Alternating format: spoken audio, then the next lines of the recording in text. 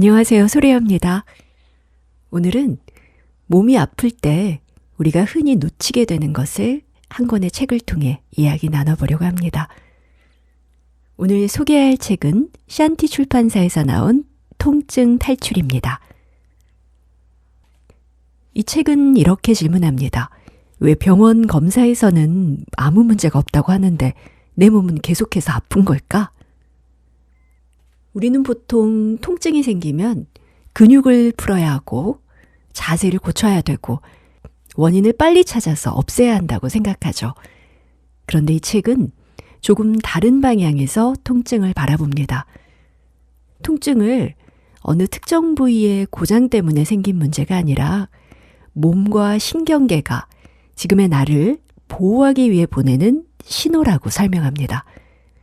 그래서 이 책에는 억지로 스트레칭을 하거나 수술을 하거나 참아내는 방법 대신 내 몸이 지금 어디에서 긴장하고 있는지, 무엇 때문에 불안해하고 있는지, 무엇을 경계하고 있는지를 천천히 알아차리는 방법이 담겨 있습니다. 특히 만성 통증, 스트레스 이후에 더 심해지는 통증, 사람을 만나고 나면 더 피곤해지며 아파지는 분들께 이 책은 새로운 관점을 제시해 줄 수 있습니다. 오늘 영상에서는 이 책의 내용을 모두 다루기보다는 제가 읽으면서 이 부분은 함께 읽어도 너무 재밌겠다 라고 느꼈던 부분을 낭독해 드리려고 합니다. 몸을 어떻게든 고쳐야 한다는 불안함과 강박적인 생각은 잠깐 내려두시고요. 몸의 이야기를 듣는 시간이라고 생각하시고 편안하게 들어주십시오. 그럼 이제 샨티 출판사 발행, 알렌 고든, 아론 제프 지음, 김선아 옮김, 통증 탈출, 뇌 속에 답이 있다. 일부분을 읽어드리겠습니다. 두려움 이외에 두려워할 것은 아무것도 없다. 제가 낫지 않는 유일한 사람이면 어떡하죠? 나는 만성 목 통증을 지닌 새로운 환자 조와 내 진료실에 마주 앉아 있었다. 그가 얼마나 불안에 시달리는지가 느껴졌다. 나으실 거라고 저는 확신해요. 치료에 아주 적합한 케이스거든요. 내가 말했다. 나았다가 나중에 통증이 재발하면 어떡하죠? 걱정 가득한 질문이 되돌아왔다. 조의 머릿속에선 무서운 생각이 꼬리에 꼬리를 무는 듯 했다. 만에 하나 그런 일이 생긴다고 해도 다시 낫게 될 겁니다. 내가 말했다.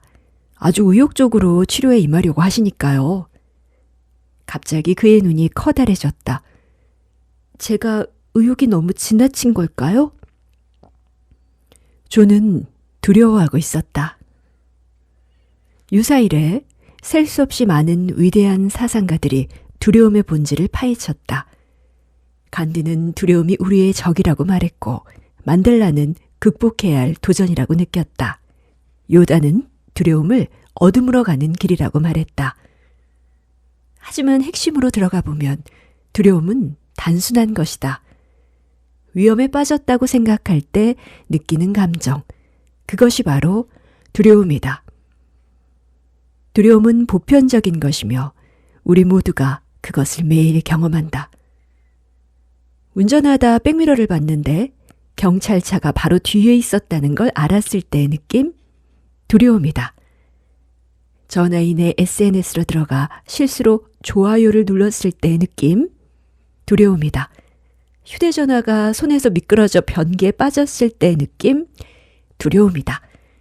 두려움은 우리를 고도의 경계 상태로 이끈다.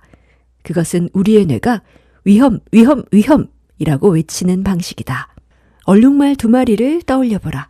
한 마리는 소심쟁이 닉이고 다른 한 마리는 용감무쌍 프랭크다. 이름에서 짐작할 수 있듯이 소심쟁이 닉은 겁이 많다. 닉은 늘 두려움에 차있고 바짝 곤두서서 경계태세를 유지한다. 위협의 조짐은 없는지 끊임없이 초원을 살핀다. 얘들아, 방금 그 소리 못 들었어? 가 그의 좌우명이다. 반면 용감무쌍한 프랭크는 제 집 앞마당인 양 편안하게 이리저리 초원을 뛰어다닌다. 긴장감이라고는 찾아볼 수 없다. 지금은 태평하게 풀을 뜯고 있는데 곧 늘어지게 낮잠을 잘지도 모른다. 언뜻 보기에는 용감무쌍 프랭크가 잘 살고 있는 것처럼 보인다. 아무 걱정도 없어 보이던 고등학교 시절의 멋진 그 녀석 같다.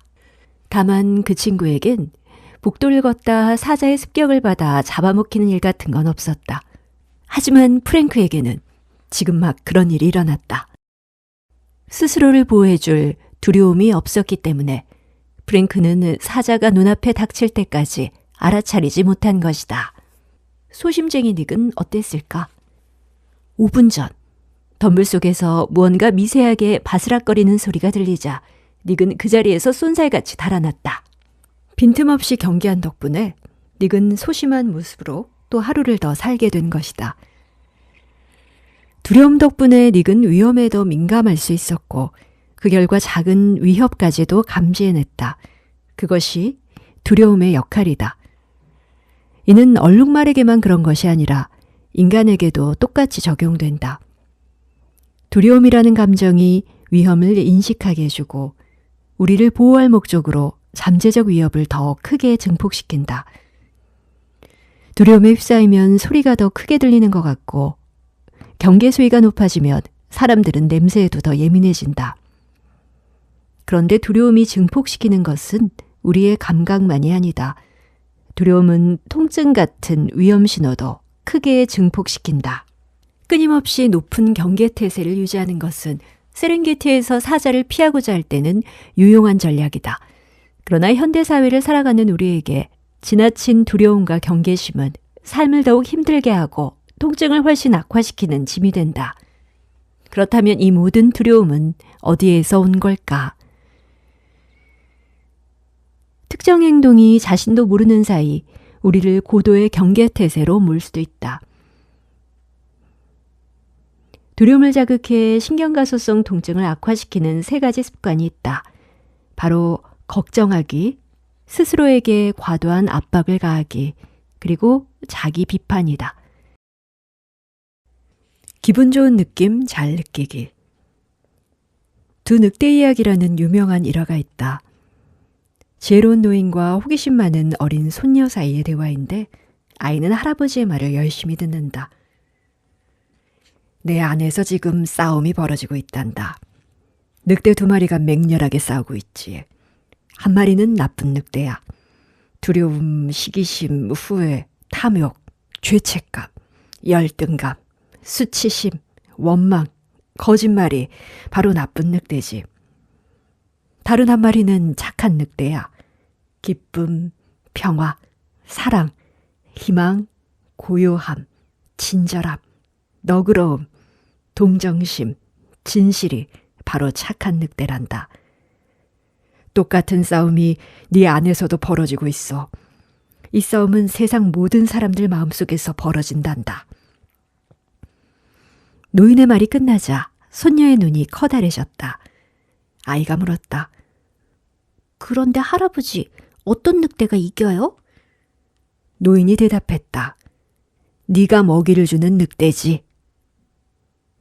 나는 이 이야기를 정말로 좋아한다. 들을 때마다 전율이 느껴진다.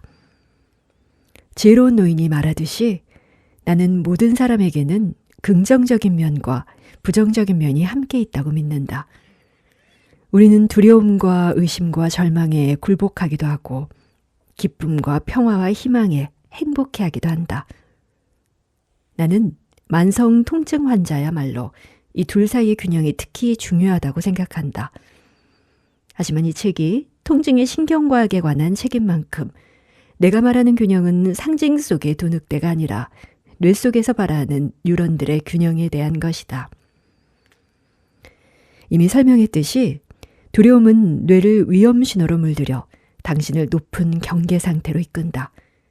그럴 때 뇌는 몸이 보내는 안전한 감각조차 위험하다고 착각하기 쉽다. 두려움이 당신의 통증을 악화시키는 것이다. 긍정적인 감정들은 이와는 반대 효과를 낸다. 우리로 하여금 안전하고 행복하다고 느끼게 하며 따라서 뇌를 차분하게 진정시키고 낮은 경계 상태에 머물게 하는 것이다. 긍정적인 감정은 당신의 통증을 완화시킨다.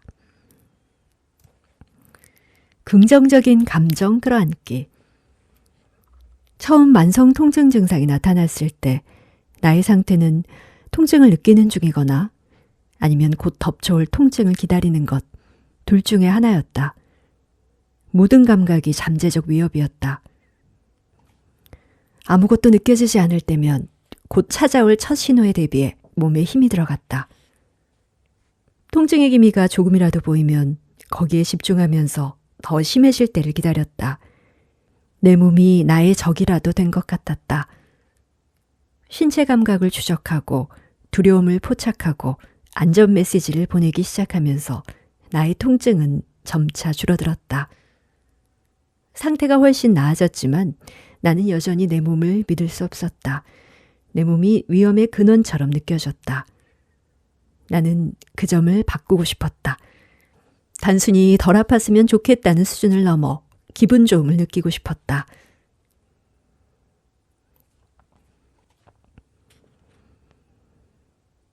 동네를 산책하며 긍정적인 감각을 향해 나 자신을 열어보았던 그날이 기억난다. 피부에 닿는 햇살, 얼굴을 스치는 바람, 숨결이 오르내리는 느낌까지. 막상 해보니 얼마나 쉬운 일인지 믿기 어려울 지경이었다. 그전에도 수없이 많은 산책을 했는데 이런 느낌들은 다 어디에 숨어 있었던 걸까? 다른 감각들마저 깨어나 움직이기 시작했다. 방금 깎은 잔디의 냄새, 어딘가에서 지저귀는 새소리, 모든 것이 그저 아름다웠다. 좀 더 연습해보기로 마음먹었다. 하루 종일 나는 기분 좋게 느껴지는 감각에 집중했다. 그런 감각이 있을 때도 있고 없을 때도 있었다. 억지로 기분이 좋아지게 할 수는 없다는 걸 곧 깨달았다. 그저 그것을 향해 마음을 열 수 있을 뿐이었다. 그런데 연습을 하면 할수록 나의 의식이 자동으로 긍정적인 감각을 향했다. 몇 년 동안이나 내 몸을 적으로 대했는데 이제 몸이 아군처럼 느껴지기 시작했다. 우리가 긍정적인 감각을 끌어안으면 뇌는 안전하다고 느낀다.